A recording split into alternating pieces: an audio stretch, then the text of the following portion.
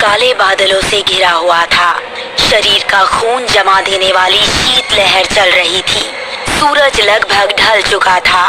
कभी भी तेज बारिश शुरू हो सकती थी। इस खराब मौसम में राजन और कमलेश बंगाल के एक पहाड़ी इलाके के ऊपर घने जंगलों के बीच खड़े हुए कुछ मजदूरों से खुदाई का काम करवा रहे थे। वो दोनों पुरातत्व विभाग के बड़े अधिकारी थे। तभी वहां पर अचानक एक भूचाल सा उठा और मजदूरों में खलबली मच गई। एक मजदूर जिसका नाम सुखिया था, वो दौड़ता हुआ उन दोनों के पास आकर बोला, इस भूचाल से मजदूरों में खलबली मच गई है। सारे मजदूर डरे हुए हैं। सुखिया ने इतना कहा ही था कि तभी सब कुछ सामान्य हो गया। जरा सी बात पर तुम लोग काम करना बंद कर देते हो। मत बोलिए, मेरे कहने पर ही सारे मजदूर यहाँ पर काम करने के लिए आए हैं। हमें भी ऊपर जवाब देना पड़ता है। और रहा सवाल इस भूचाल का, तो कभी कभी ऐसा होता है जब जमीन में गड्ढा अधिक गहरा हो जाता है तो धरती हिलती हुई सी महसूस होती है। इसमें कोई घबराने की बात नहीं है। कमलेश सही कह रहा है सुखिया, हम अपनी मंजिल के बहुत ज्यादा करीब हैं। लेकिन सरकार, लेकिन कुछ नहीं सुखिया, तुम्हें अंदाजा नहीं है मैंने इस प्रोजेक्ट पर कितनी मेहनत की है। और अगर ये प्रोजेक्ट सफल हो गया तो मेरा नाम विश्व में मशहूर हो जाएगा। और तुम्हें मैंने मजदूरों को काम कराने की मुंह मांगी कीमत दी है। राजन की बात सुनकर सुखिया मुंह लटकाकर वहां से चला गया। कमलेश मुस्कुराता हुआ राजन से बोला, वैसे मैंने सुना है कि जिस राजा के महल की हम खुदाई करवा रहे हैं उसके पास बहुत खजाना था। सोचो राजन, अगर वो खजाना हमें मिल गया तो हमारी तो किस्मत ही खुल जाएगी। तो मैं कौन सा यहाँ पर राजा का महल देखने के लिए आया हूँ। मैं सिर्फ और सिर्फ उसी खजाने की तलाश में यहाँ पर आया हूँ।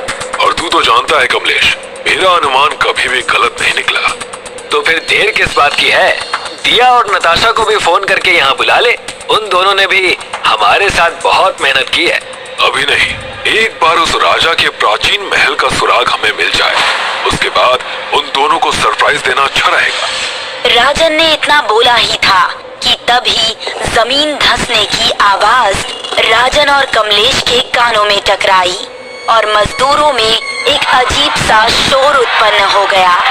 राजन और कमलेश बुरी तरह से घबरा गए। कुछ मजदूर सुखिया के साथ दौड़ते हुए राजन और कमलेश के पास आ गए। मजदूर जमीन में गड्ढा खोद रहे थे सरकार।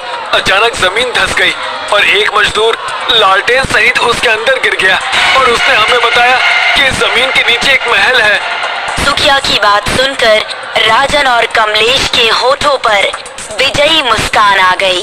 राजन ने तुरंत अपनी कामयाबी की खुशखबरी दी और नताशा को फोन पर सुना दिया। दिया और नताशा वहां से थोड़ी ही दूर एक होटल में रुकी हुई थी।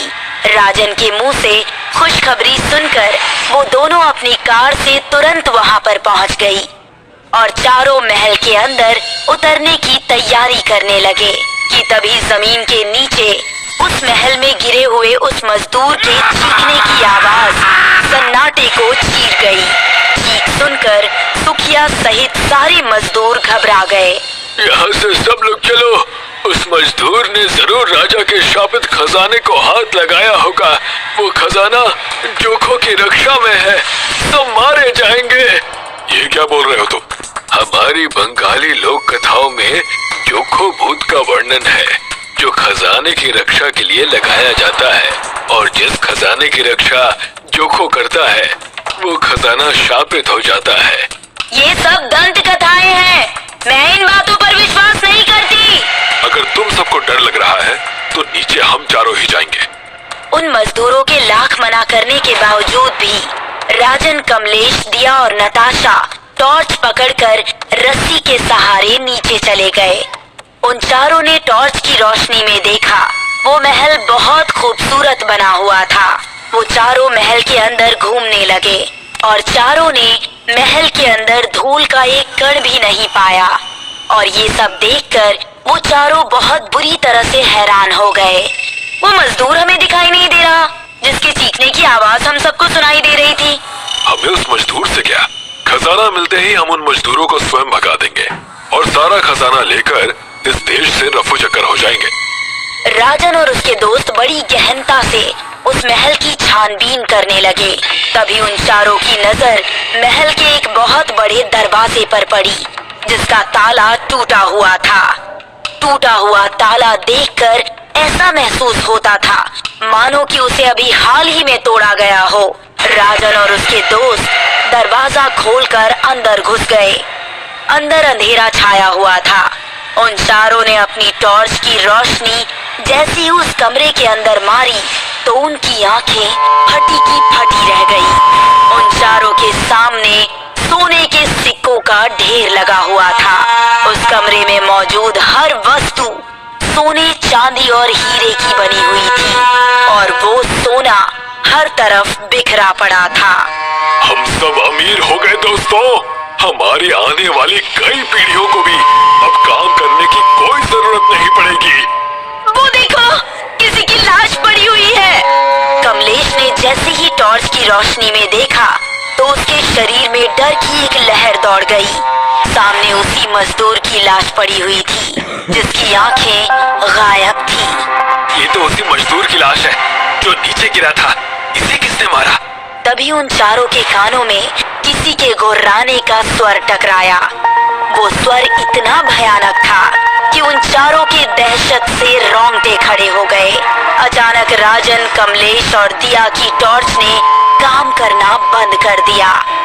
देखते ही देखते उस कमरे में अजीब सी गंध फैल गई और वहाँ एक धुआं सा उठने लगा। वो चारों जोर जोर से खांसने लगे। कुछ ही देर में वो काला धुआं एक भयानक चेहरे में बदल गया। ये क्या बोला है?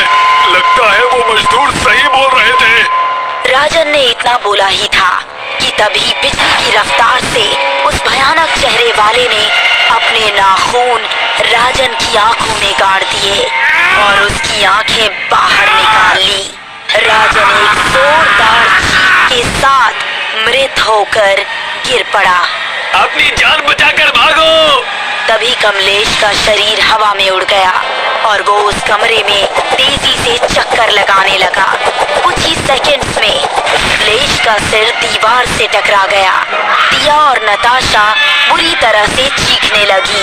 तभी नताशा और दिया के कानों में सुखिया की आवाज टकराई।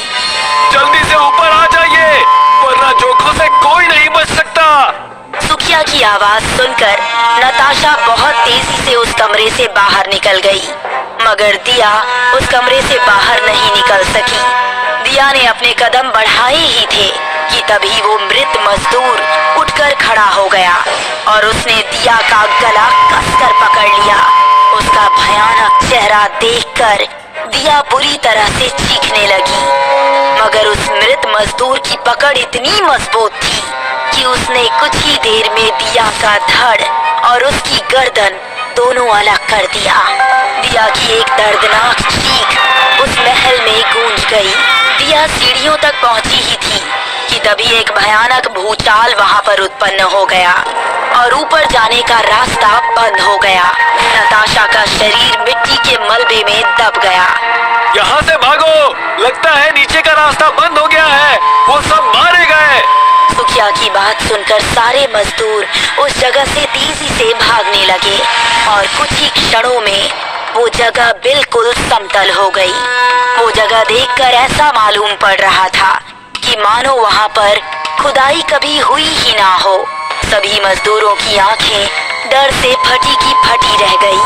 तभी वो बूढ़ा मजदूर फिर से बोला, मना किया था मैंने उन सबको, मगर वो सब शहर के थे, नहीं माने। उन सब ने अपनी मौत को स्वयं चुना था। अगर तुम सबको अपनी जान प्यारी है तो अभी और इसी वक्त जोखों के इलाके को छोड़ दो, वरना तुम सब भी मारे जाओगे। उस बूढ़े मजदूर की बात सुनकर सभी मजदूर वहां से